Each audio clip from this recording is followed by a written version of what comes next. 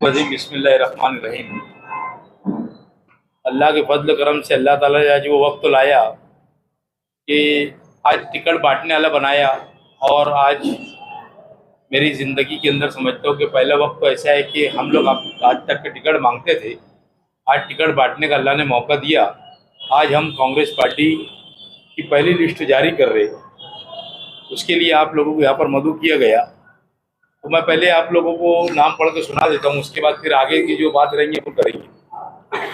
Ward number 18 Ejaz Baig Aziz Baig, ward number 18 Yasmin Ejaz Baig, ward number 18 Riyaz Baig Aziz Baig, ward number 21 Taslima Zainul Abidin Pathan, ward number 7 Rashida Abdul Qayyum Bhaya, ward number 3 Sheikh Mukumuddin Abdul Rashid Meena Nagri, ward number 2 Mohammad Yasin Shakeel Ahmed, ward number 20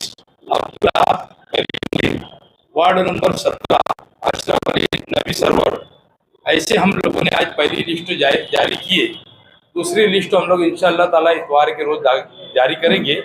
जितनी भी हम लोगों के पास अरीज़े आए हैं उसके लिए हम लोग जो आज पहली लिस्ट जारी करें, इतवार को दूसरी लिस्ट जारी करके ख़त्म जो भी है इतवार के दिन फाइनल करेंगे। क्योंकि आप लोग देख रहे होंगे कि कागज़ पत्थर के अंदर जो है सबसे ज़्यादा टूटी इस वक्त तो है, और हर आदमी परेशान है कि 15 8 10 12 दिन से जो है लोग पेपर जमा ही नहीं कर पा रहे। और नए लोगों के लिए तो बस की बात ही नहीं है कि पुलिस वेरिफिकेशन के लिए कैसे जाना, संडास का दाखला अफिडेविट करना, उनका दाखला लेना, घर पट्टी का लेना, और फॉर्म के अंदर इतनी ढेर सारी शर्तें हैं कि वकील लोग भरते भरते परेशान हो गए। एक वकील तो मेरा 3 दिन से फॉर्म भर रहा था, आज कंप्लीट हुआ और अभी उसके लिए चेक करने के लिए मैंने एक जगह भेजा। तो हम लोगों की जो भी है हम लोग आप फाइनल इसके बाद की जो दूसरी लिस्ट है इतवार के रोज दाखिल करेंगे, और यही उम्मीद लेकर हम आप लोगों को बुलाए थे। टोटल कितने नाम बता? अभी फिलहाल 9 नाम है। कितनी सीट पर इलेक्शन लड़ेंगे? एमआईएम से बातचीत चल रही है, जिस तरह से आपने बताया, ऐसा लग रहा है कि एमआईएम के साथ में आपका दोस्ताना माहौल आज भी बरकरार है और आगे भी बरकरार रहेगा। अगर आपको रियासती सतह में नहीं कहा गया तो आइडियोलॉजी की बिना पर आपको नहीं कहा, मुकामी सतह पे आपका ये जो मोहब्बत है आज भी बरकरार है।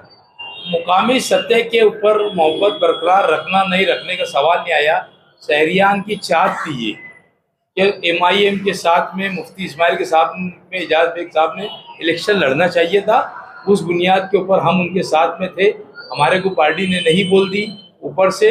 अब हम हमारा इलेक्शन लड़ेंगे, सभी से मुकाबला करने के लिए हमारी पूरी तैयारी है। कितनी सीट पर आप चुनाव लड़ेंगे? कांग्रेस पार्टी एक सेकुलर पार्टी है, नदी के इस पार से लेकर नदी के उस पार तक अभी तक हमारे पास 25 लोगों के अरीज़े आए हुए हैं, और उसके बाद अभी लोग आ रहे हैं। मैं समझता हूँ कि हो सकता 30 से 35 लोगों तक के हम लोग इलेक्शन हमारे पार्टी के सिंबल पर करेंगे।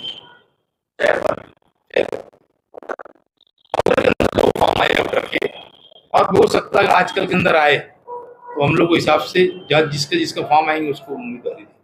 खानदानी सियासत का दूसरों पे इल्जाम लगता था, आज आपके एक ही घर से 3 उम्मीदवार, पहले 2 रहते थे, 1 बढ़ गए। मैंने आप लोगों को ऐलान के जरिए इसके पहले बोला था कि मेरा आखिरी इलेक्शन है, मैं अब नहीं लड़ूंगा इसके बाद। इसके लिए मेरे छोटे भाई को एक मेरे सामने मैं लड़ा के उसको आगे करूंगा। अगर उसके बाद उसकी मर्जी कि वो किस तरीके से लोगों के अंदर उसका रवैया रहता, किस तरीके से कामकाज रहेंगे, उसके ऊपर पूरा आगे का मुहैया रहेगा। क्योंकि मैं कल भी बोला था, आज बोल रहा, फिर बोल रहा हूँ, तो मैं अब इसके बाद इलेक्शन नहीं लड़ूंगा। इसके लिए एक छोटे भाई के लिए के नाते उसको मैं एक छोटे भाई को आगे कर दे रहा, और ना मेरी अहलिया लड़ेगी ना मैं लड़ूंगा। उसके लिए हम लोगों ने एक छोटे भाई को, उसका वो मेहनत करता है वार्ड के अंदर, इसके लिए उसको हम आगे कर रहे हैं, उसके बाद वो लड़ेंगे। यार भाई आप जैसे मालेगांव के सदर आपके घर की 3 सीट है, तो ऐसे में आप अपना वार्ड लेके अपनी सीट बचाएंगे कि पूरे गांव में उम्मीदवारों पर आएंगे? पूरे उम्मीदवारों के हर वार्ड के अंदर जाके हम मीटिंग लेंगे, जलसा लेंगे, और सभी के लिए रिक्वेस्ट करेंगे। और तामीर तरक्की के इसके ऊपर इलेक्शन होगा, फालतू बात पे इलेक्शन नहीं होगा। क्योंकि अगर शहर के लोग तामीर तरक्की के नाम पर अगर इलेक्शन लड़ेंगे, वोट देंगे, तो मैं समझता हूँ कि मेरे सामने जितने उम्मीदवार रहेंगे की जमानत भी नहीं बचेगी। तामीर तरक्की की बात बोल रहा हूँ। अगर और कोई बेस के ऊपर इलेक्शन होगा तो बात अलग है। अगर तामीर तरक्की के नाम पर इलेक्शन लड़ेंगे तो मेरे सामने उम्मीदवारी भी नहीं करना चाहिए। अगर लीडर चाहता है तामीर तरक्की के ऊपर इलेक्शन हो तो उनको समझना चाहिए कि अरे एक आदमी ने इतना तामीर तरक्की की, आप लोग को मालूम है कि शहर के अंदर सबसे ज्यादा इस बॉडी के अंदर ISD कारपोरेटर काम करने वाला एजाज बेग था, तो उन्होंने तो उम्मीदवार भी नहीं देना चाहिए मेरे सामने। मैं सभी सीट के ऊपर जाकर लोगों की मेहनत करूंगा और लोगों से यही कहूंगा कि हमारे उम्मीदवार को चुन के दो, काम की सारी तरह जिम्मेदारी मैं लूंगा। इलेक्शन के बाद में जब मेयर बनाना होगा, आपकी पार्टी के पास में बहुमत है या नहीं है, आप कैसी पार्टी को सपोर्ट करना पसंद करते हैं? सामने पहली बात तो कौन उम्मीदवार होगा आज तो इससे डिसाइड नहीं हो सकता। पहली बात तो हम जो आदमी उम्मीदवार रहेगा उसके ऊपर हम पूरा डिफेंड रखेंगे कि भाई इसको हमने इसको वोट देना चाहिए या सपोर्ट देना चाहिए कि नहीं देना चाहिए, एक नंबर की चीज़ रहेंगी। क्योंकि हमको बहुत तजुर्बा है वहाँ पर 25 साल के अंदर, समझे 28 साल हो गए, समझ लीजिए 3 साल कारपोरेशन नहीं होने के बाद हमको तजुर्बा है कि कौन सी बेस पर हम लोगों को वोट देना रहेगी। ये उम्मीदवार के ऊपर पूरा ये रहेगा कि कौन उम्मीदवार रहेगा, इसके ऊपर मतलब आइडियोलॉजी के हिसाब से आज गठबंधन नहीं हो रहा है MIM का और कांग्रेस का, तो मेयर के टाइम में आइडियोलॉजी बरकरार रहेगी या फिर उस वक्त अलग फैसला रहेगा? मैंने आपको जो बात बोला वही बात उसके अंदर है कि मैं हम आदमी देखेंगे कि कौन आदमी उम्मीदवार है। आदमी के ऊपर देखी जाएगी, पार्टी 2 नंबर के ऊपर रहेगी। हम लोगों के अंदर उसके अंदर देख कैटेगरी रहती राजकारण के अंदर, छोटा चोर बड़ा चोर रहता ना, तो उसके अंदर कोई छोटा कर रहेगा तो उसके अंदर हम सोचेंगे यार इसके साथ में हमको जाना है। और वही आइडियोलॉजी मतलब बरकरार रहेगी या साइड में रखा जाएगा? आदमी को देखकर वो हमारी पार्टी सपोर्ट देंगी कि जो आदमी उम्मीदवार अच्छा रहेगा, हमारी नजर के अंदर हम सबको जानते हैं शहर के अंदर इसका क्या रिकॉर्ड है, तो हम रिकॉर्ड उसका देखकर कौन उम्मीदवार रहेगा उस वक्त तो हम उसको सपोर्ट करेंगे। यानी MIM को भी आप सपोर्ट कर सकते हैं? मैं क्या बोल रहा हूँ उसके अंदर एक कोई पर्सनल नहीं किसी के लेने का, कभी MIM को सपोर्ट करेंगे या हम इस्लाम पार्टी को सपोर्ट करेंगे क्या हम समाजवादी को सपोर्ट करेंगे। हम उस वक्त तो जो उम्मीदवार रहेगा हमारी नजर के अंदर उम्मीदवार अच्छा रहेगा हम उसको सपोर्ट करेंगे, चाहे वो MIM का मसला है वो वहां से हमारे जैसे आज हमारा मसला है, हो सकता है कल पार्टी कुछ भी बोले, समझे क्या। हमारी पार्टी जो आदेश देंगी वो आदेश के हिसाब से होगा। हमको उनको समझाना होगा कि मालेगांव शहर के अंदर किस तरीके की सियासत चलती है और कौन किसके साथ जाकर शहर की तरक्की होगी, उनको समझाना पड़ेगा उस वक्त। तो जो जैसे हालात आएंगे, जो तरक्की होंगी शहर की हालात की तरक्की, कौन शहर की तरक्की कर सकता, हम उनको बताएंगे ये आदमी तरक्की कर सकता, हमको इनके साथ जाने के अंदर कोई ये नहीं है। हम पार्टी को बनाने में उस वक्त तो कामयाब रहेंगे, जो उम्मीदवार रहेंगे हम उसके अंदर। इस वक्त मतलब आप पार्टी को समझाए भी नहीं और समझाने में कामयाब भी नहीं है। उन्होंने पूरे महाराष्ट्र के लिए फैसला लिया था, मालेगांव के नहीं लिए।